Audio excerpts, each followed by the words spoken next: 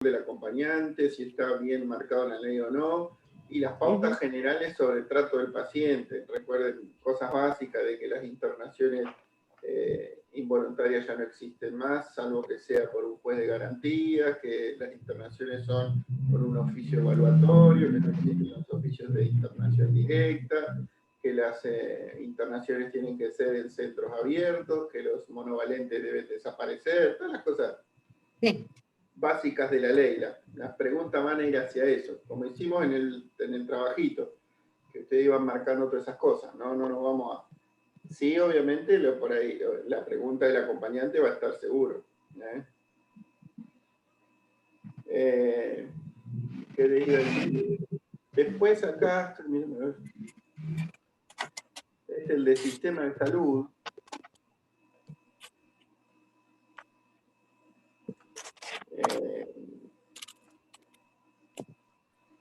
Tengan una noción por ahí que al principio las primeras diapositivas les dicen qué es la salud o cómo se define la salud. ¿Se acuerdan que iban diferentes definiciones? Sí, sí. Después, fíjense esto que hablaba de las tres partes que tenía, la parte política, que era el modelo de gestión, que eran las actividades del Estado, el modelo de financiación, que era la parte económica, y el modelo de atención, que era la parte técnica, o sea, las tres bases de la salud, o sea, cómo legislamos, cómo financiamos y cómo aplicamos, que son las tres cosas que el Estado tiene que tener en cuenta. Después hablaba, recuérdense de cómo se dividía el sistema de salud público nacional, que les decía que era a nivel nacional, provincial, municipal.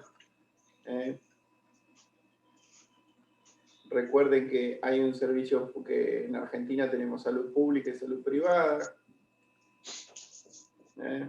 Recuerden que ahí les dice que la salud privada son los hospitales privados, la medicina prepaga. Después les muestro. Después son tareas de la rectoría, eso no existe.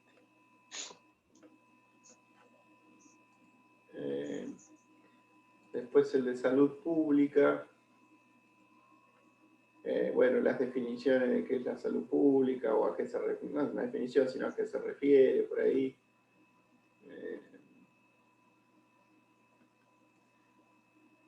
Esperen con esta salud colectiva y qué sé yo.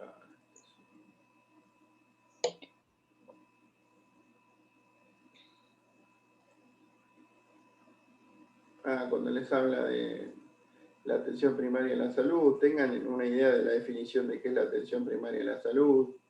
Acuérdense, acá están todos los puntos que hacen a la atención primaria, pero solamente tengan en cuenta en qué consiste medianamente. La pregunta puede ir por ahí nada más.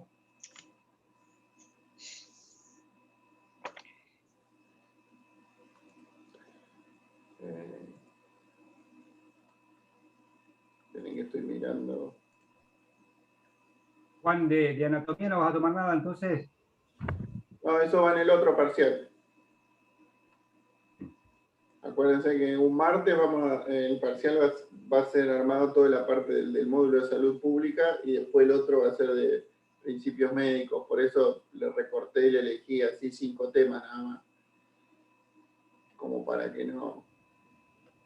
Perdón, Juan, pero nos repetimos 2 veces con vos, el mismo grupo, ¿sí? Porque ayer Meli nos tomó módulo 1 y módulo 2. ¿Con vos vamos a hacer diferente? No, me refiero a que, acuérdense que hay un pedazo, sí, el grupo 1, o sea, rendimos las dos todo. cosas. Sí, Bien. Está bien. Claro, los 2 temas, claro. Sí. Recuerde que el parcial va a tener un par de preguntas del primer módulo. Sí, que va a estar partido en 2, ya te entendí. Claro, por eso yo el otro, las 20 preguntas más o menos, calcúlenle que van a ser 10 de un módulo y 10 del otro. Por eso yo les recorté la cantidad de temas, porque si no, no me alcanzan. Y la segunda parte nos comentaste que le diéramos más bola a los exámenes ya rendidos. Sí, miren los exámenes rendidos. Con los temas que dijiste. Ahí, sí, no vamos a complicar mucho. Por ahí la modifico, le doy una vuelta a la pregunta como para que sea inversa o similar, pero no va a salir mucho de eso. Bien. Estoy mirando a ver qué más.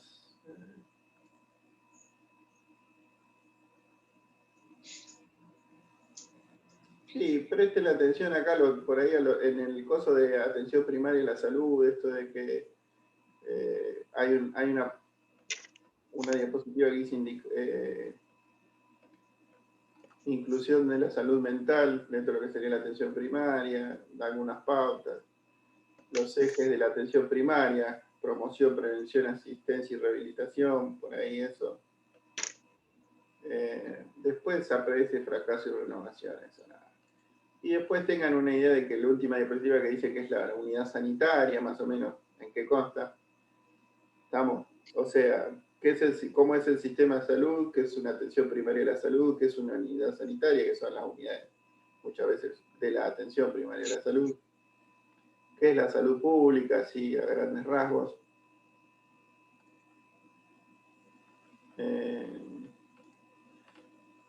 Epidemiología.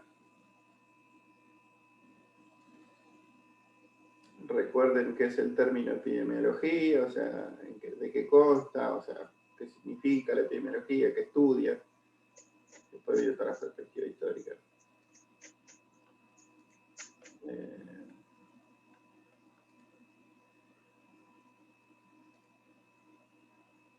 Que voy mirando así rápido. Por ahí, ¿cuáles son los objetivos de la epidemiología? ¿Cuáles son las aplicaciones que tiene la epidemiología?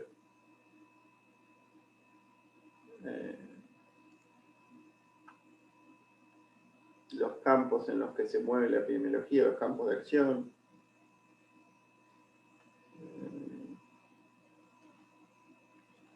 Por ahí voy a sacar de ese acuerdo que ustedes hicieron en los trabajos esto de la medicina hegemónica, sanitaria, los sanitaristas, los hegemónicos, y todo eso, por ahí léanlos a los Power, de los trabajitos que hicieron ustedes, por ahí tomo algunos datos de ahí,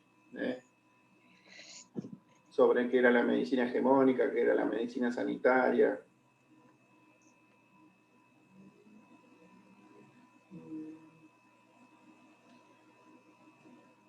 Y después, bueno, ya está ahí. Esperen.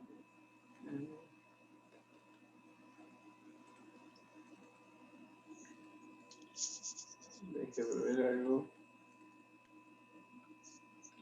Fíjense que esto que le decía, acuérdense, los higienistas, los sanitaristas, los hegemónicos, qué es la medicina preventiva, qué es la incidencia y la prevalencia, que eran los trabajos que habían hecho ustedes. De ahí seguramente saco preguntas. Más allá del PowerPoint de epidemiología, de qué es la epidemiología y cuáles son sus campos de acción.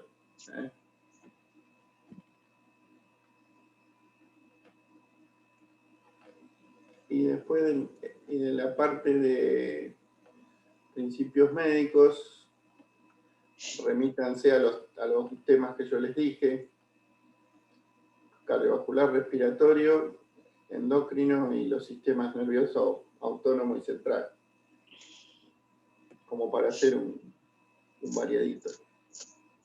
Lo repite, profe. ¿Puede repetir? Cardiovascular, respiratorio, endocrino, autónomo y central.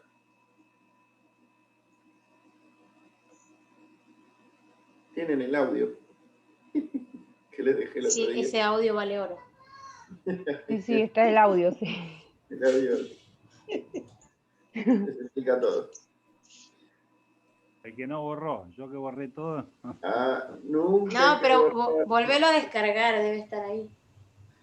Sí, yo no lo borré de mi teléfono. Mientras no lo borres, claro. Quedan ahí dando vueltas, lo podés descargar de nuevo.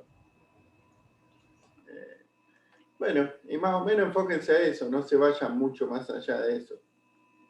Alguien que lo suba al WhatsApp. Está en el WhatsApp. Ah, sí, algo no hay que mirarlo. ¿Sí?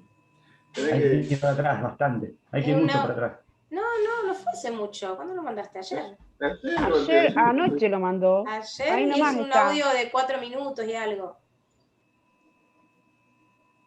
Está ahí cerca.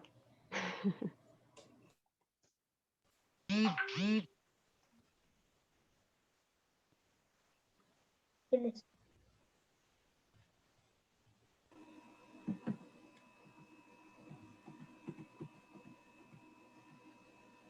Bueno, vamos a seguir con... Esperen que estoy abriendo el PowerPoint. Rosa dice que se le corta. Está complicada por el Rosa con él. Se tilda.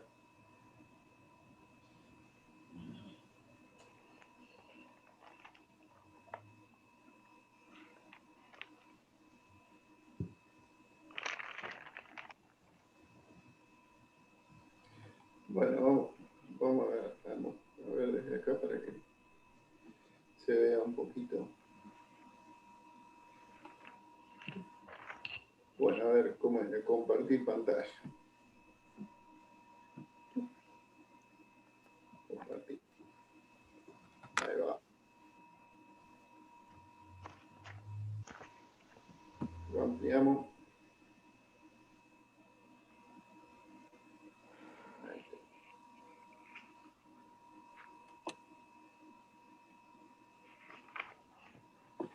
Bueno. Vuelvo un poquito para atrás para que se acuerden que habíamos visto los criterios de la esquizofrenia. Esto que le decía que eran los síntomas. Esto, acuérdense que ya estábamos en los DSM. Toda la clasificación que nos daba y empezamos a ver. El criterio de diagnóstico, acuérdense que los síntomas característicos eran las alucinaciones, las ideas delirantes, el lenguaje desorganizado, el comportamiento desorganizado o catatónico, y los síntomas negativos, que era esto que siempre decimos, todos los síntomas en menos, ¿no? El aplanamiento afectivo, la hipobulia, abulia le pone, pero no existe la abulia total.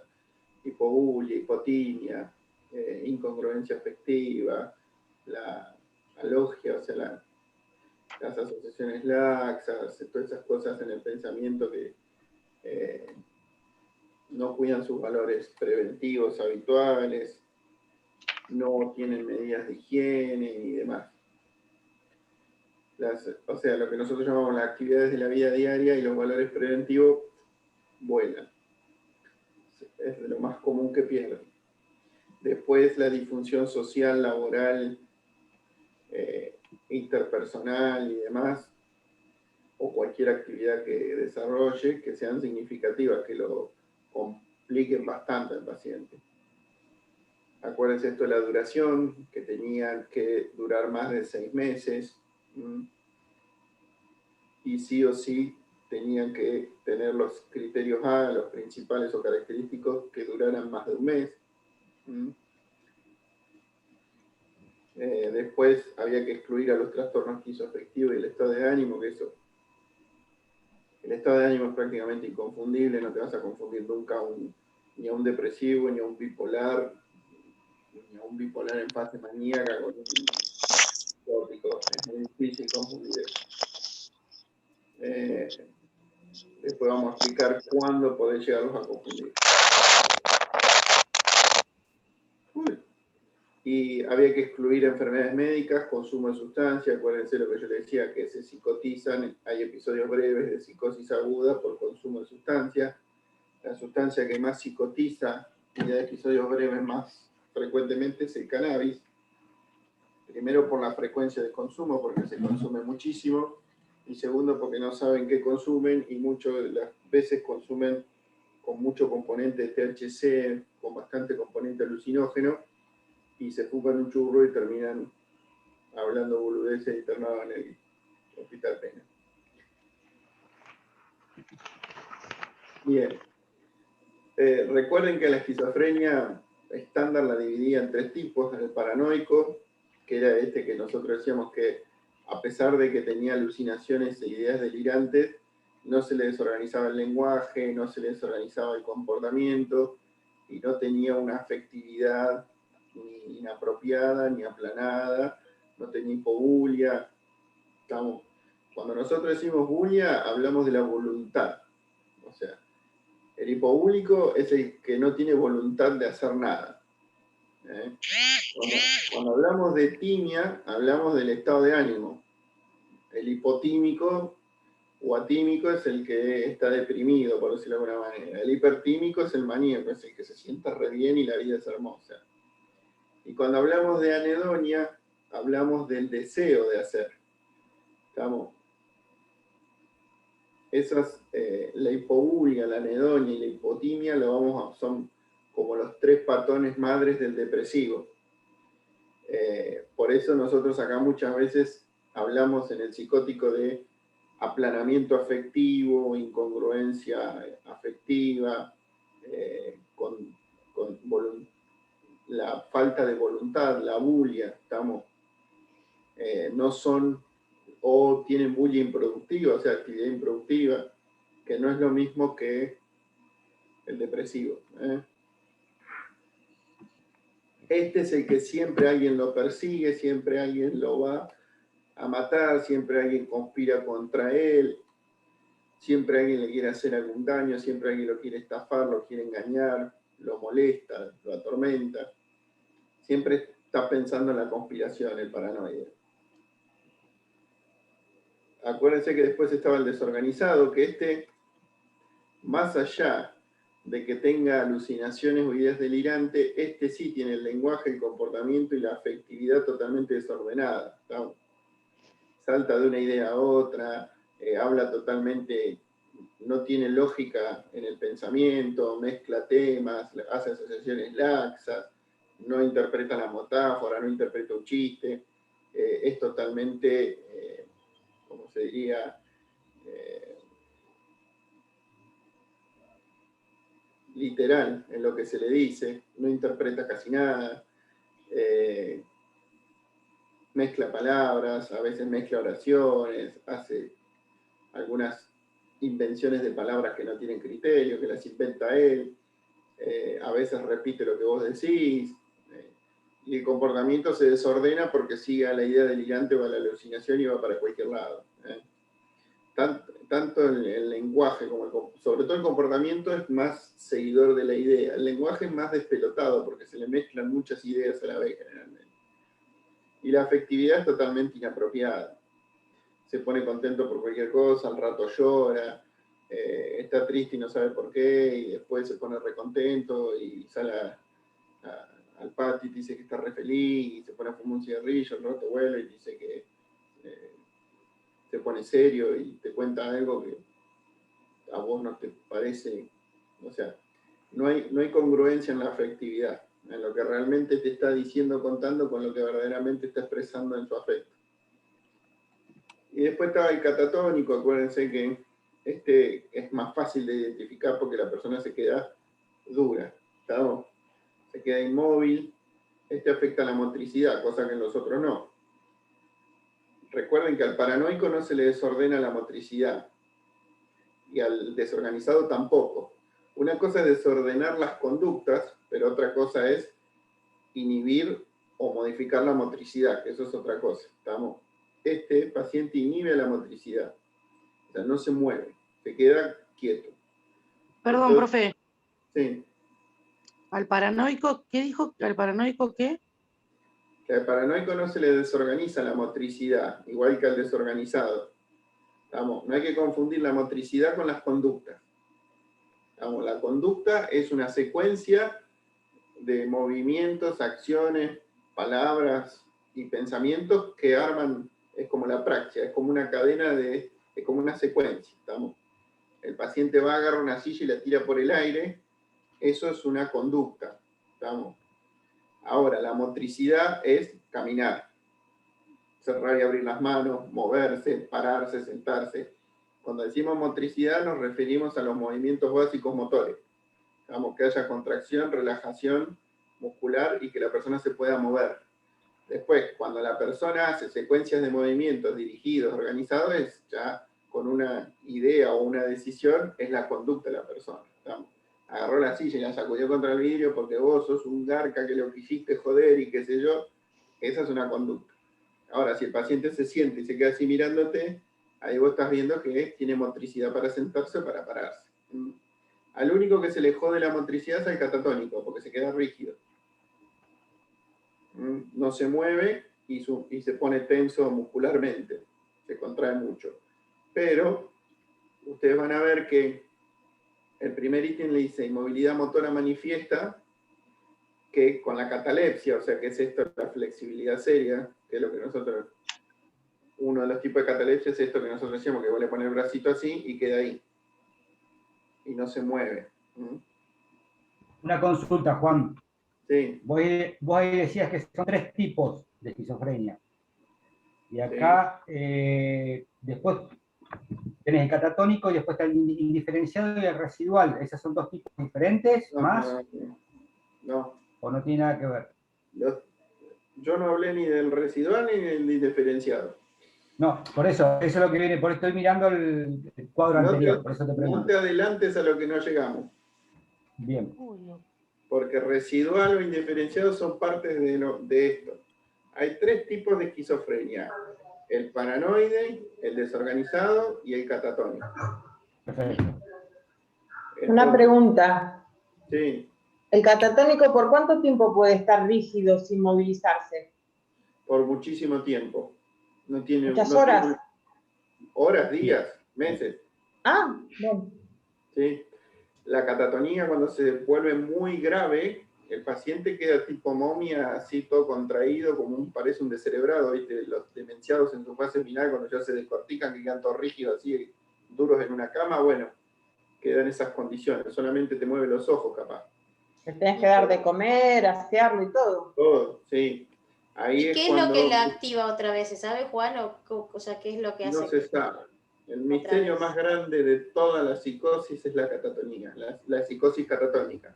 Porque hay un montón de patologías que pueden producir catatonía, enfermedades que producen un cuadro de catatonía, pero vos revertís la enfermedad y la catatonía desaparece. Sí. Hay cuadros infecciosos que pueden desencadenar catatonía, pero vos le diste el antibiótico y tipo a las 24 horas, nada, bárbaro. La psicosis catatónica es un misterio a resolver. Es más compleja que sus parientes. Porque acá no hay un gran misterio que ¿cuál es? Que nosotros en el paranoico o en el desorganizado sabemos que solamente está afectado la percepción y el pensamiento. Pero en este está afectada la motricidad, y la afectación de la motricidad no nos permite saber si verdaderamente se afecta el pensamiento, o sea, la ideación, y si tienen alteraciones sensoperceptivas, porque el paciente no habla, no te expresa nada.